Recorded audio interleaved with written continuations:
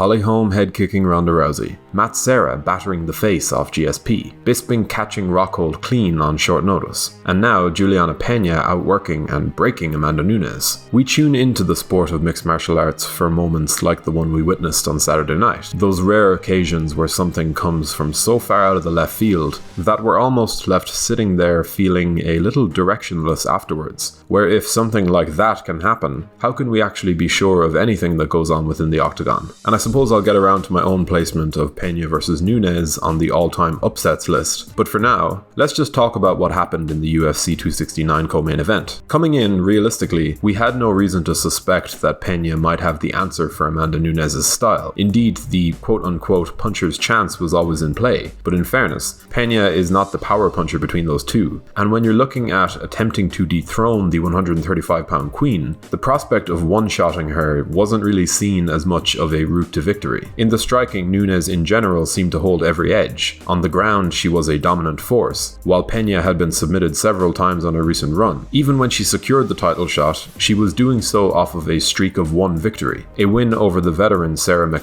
who is now ranked 9th, and all in all, she seemed destined to be yet another win on Nunes' at the time ongoing streak. And look, I'll get into my thoughts on Nunes shortly, but for Peña, who spent all of fight week promising the world that she would bring the fight to Amanda, that she would in essence do what all of these other bantamweights were afraid to, it did seem like it was just trash talking. And it seemed like it was a bit of a reach more than anything else. But on fight night, Peña put her words into practice, and after an even start to the bout, began to take over in the second, putting volume on Nunes, refusing to give an inch, despite the prowess of the woman that stood in front of her. Julianna seemed to be zoned in against Amanda in a way that became immediately apparent in that second round, as she started to put faith in her chin, her cardio, her ability to make and force Nunes to be the one of the two to take the backstep. And as I was watching live, there was a real shift in my perception of what was going down, and by the time Peña was really starting to get competitive, I actually started to see her winning as the most likely outcome. Seriously, by the time it became clear that Amanda wasn't getting the better of these exchanges,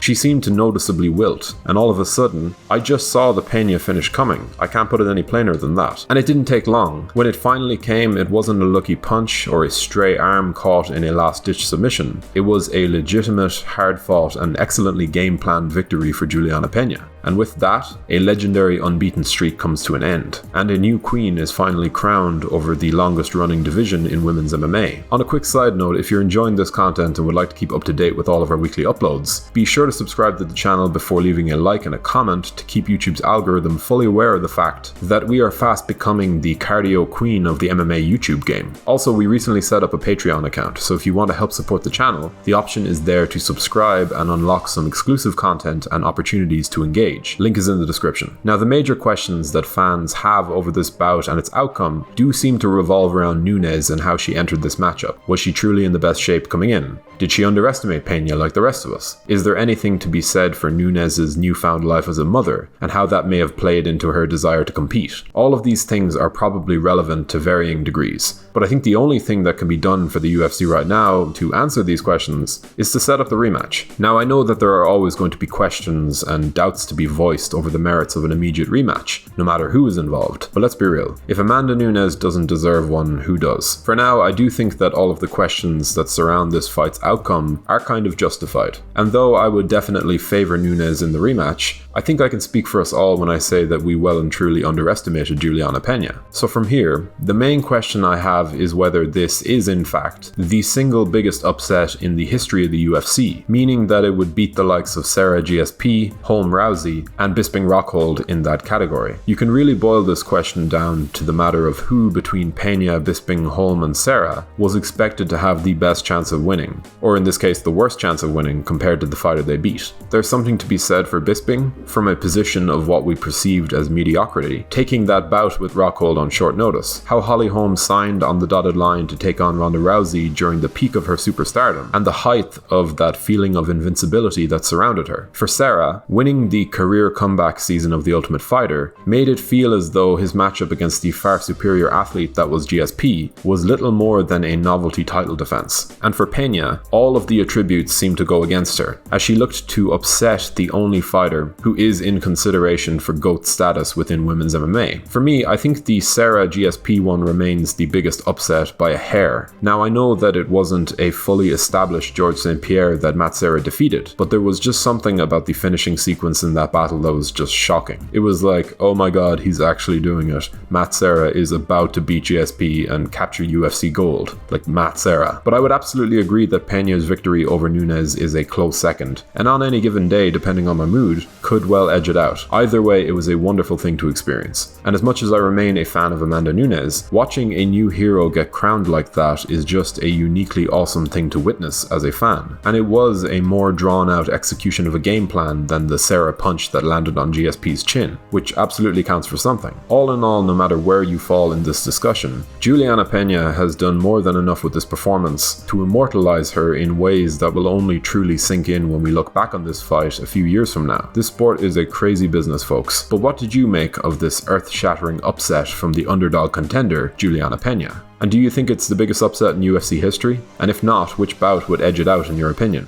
Do let us know what you think in the comments section below. We always love to hear from you guys. If you enjoyed this video, be sure to leave a like and a comment before subscribing to the channel so you can stay up to date with all of our latest uploads. Patreon link is in the description. Thank you for watching.